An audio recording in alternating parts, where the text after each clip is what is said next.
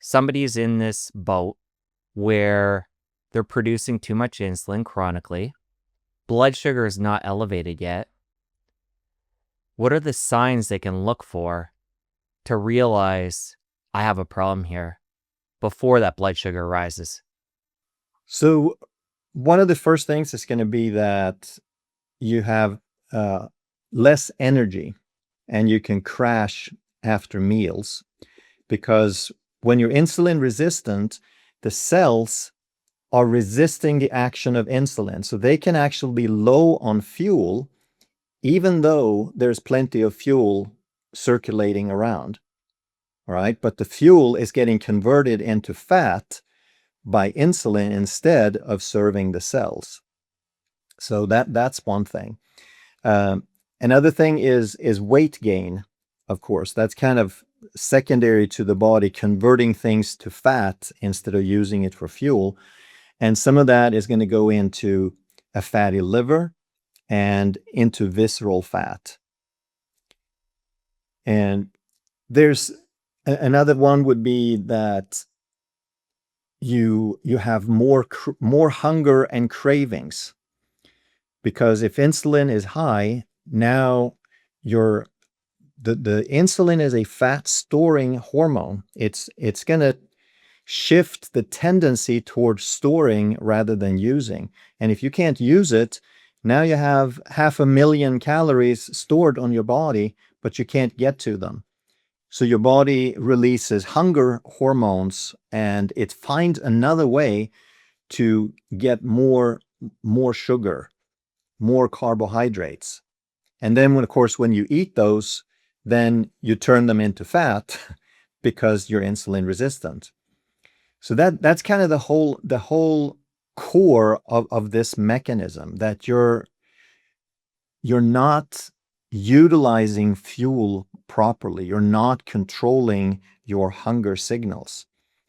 And that's one of the biggest things is people ask, well, which diet is the best? Well, it's whichever one you can control hunger and that you can stay on for the rest of your life, right? That's it. And if that's steaks or if that's vegetables or if it's a combination, then just figure out what that is for you. But sugar ain't it, because sugar is not a stable, nutritious source. When you say diet for the rest of your life, my only pushback there is somebody overweight, metabolically unhealthy. If they want to do this in the quickest way possible, they might want to jump to a carnivore or keto diet. And then as they regain metabolic health over time, they may be able to and want to introduce more carbs. Would you agree with that? I think it's totally okay to do something like carnivore as a reset. Okay.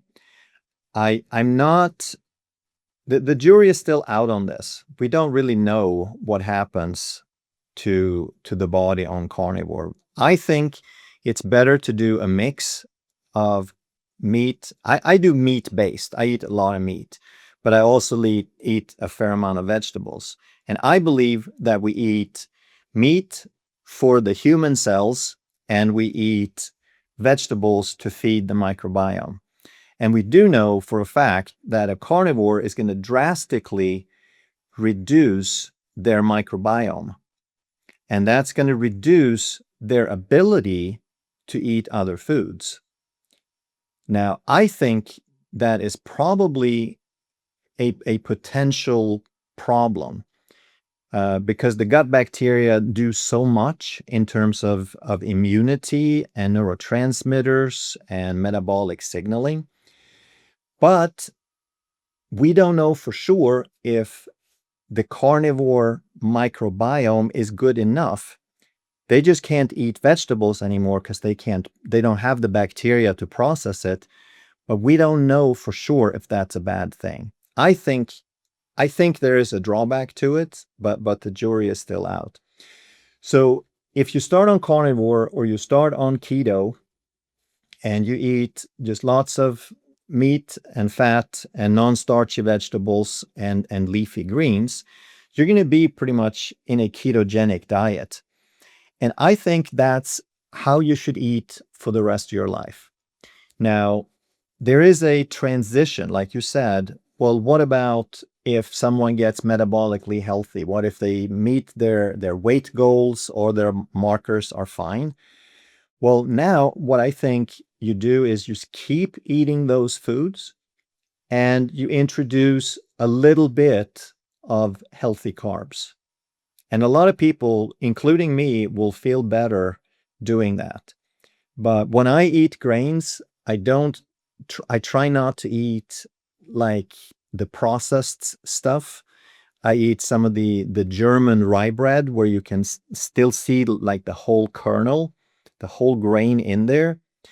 And I eat rice sometimes, but I don't get up to, it's not 60% of my calories, right? I might eat 100 grams of carbs, but not every day. So on my carb day, that would be like 100 grams if I have something with rice.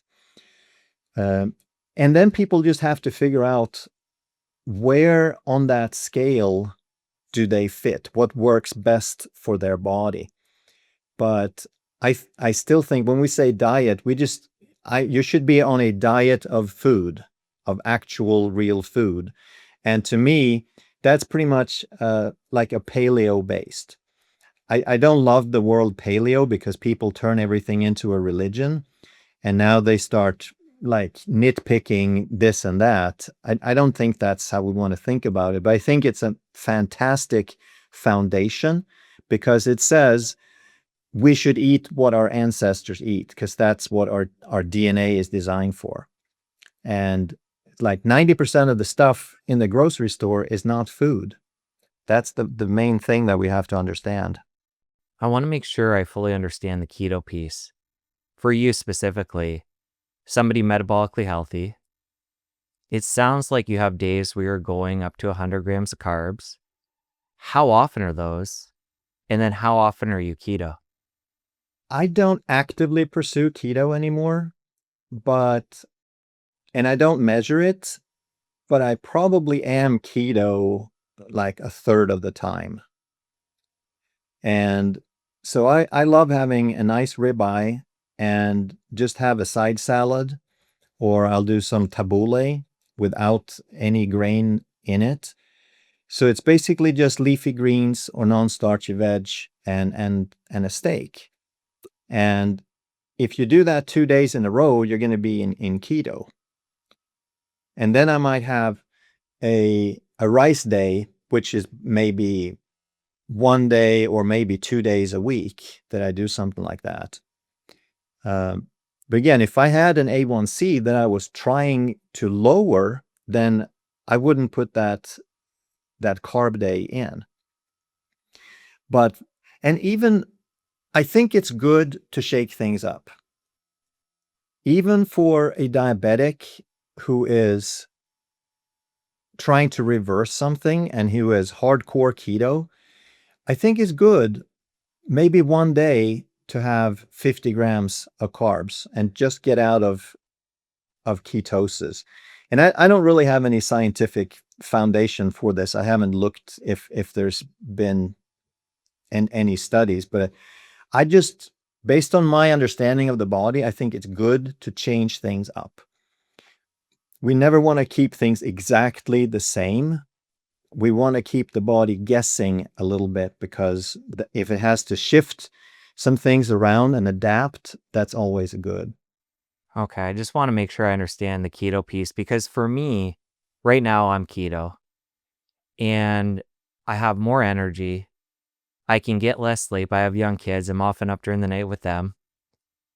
I just feel better. I feel like Superman. So for me to go 1 or 2 days and have 100 grams of carbs, as an entrepreneur, somebody, performing and needing to think clearly as I record the show and on, I don't feel I would be at my best.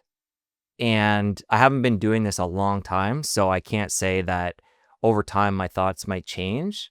But I'm always just curious, people that dabble in ketosis and feel that benefit, why they wouldn't want that all the time. Then that's another thing that we have to weigh into the equation is how do we feel? If we function super, if we feel great, if we have energy, then yes, that's a strong reason to stick with it. But I would also say if you do that keto, then try to make sure you get enough leafy greens and non-starchy vegetables. Because I know a lot of people who do keto who sort of messed up their biome. They felt so good on the fat energy, which is what keto is basically, that they put a low priority on vegetables, and over time their gut changed to where they got more sensitivities, and sometimes it backfired where it stopped working. So we got to pay attention to how we feel and how are all the different things working, and just try to eat a variety of food, I think. I had asked you about this period of time when insulin's going up chronically before blood sugar changes, at least in a dramatic way.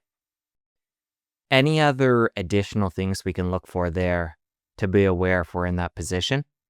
Well, watch my video. I don't remember even all the 10 things that I put in there, but I did mention back to you the key ones. And something else to look for on a basic blood test is triglycerides. So the medical tests, the standard tests in most states are not going to flag it until it's over 150. And to me, that's way too high. Okay, that's kind of like insulin getting up being in the 20s. It should be between 2 and 5. Should definitely be single digits.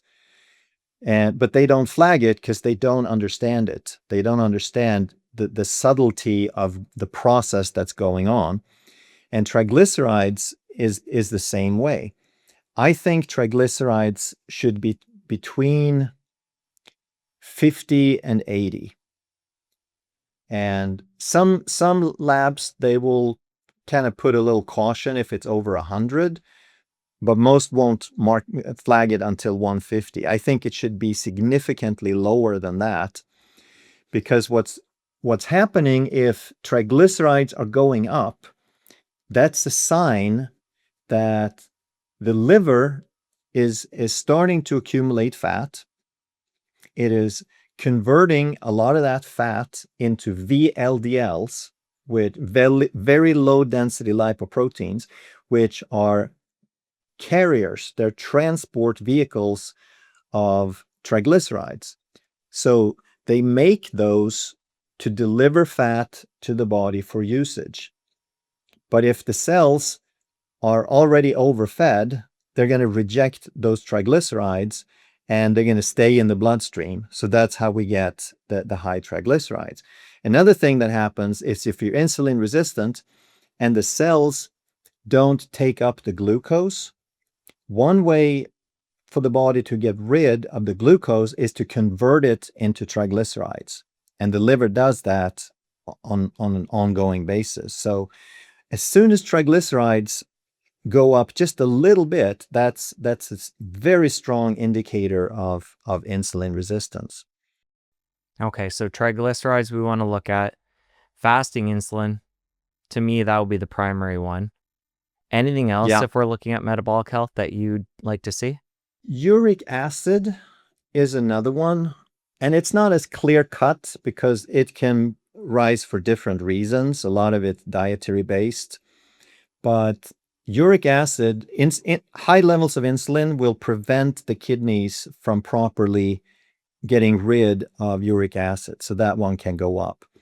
But again, it's not as clear cut because it's a good early sign, but there are other things that can also affect it. Since you made it to the end of this clip, I know you're going to love the full episode. Click here to watch. I'll see you over there. Basically, everything else you can think of gets worse with insulin resistance. That's why it's the #1 health problem. And we've never seen anything like it where the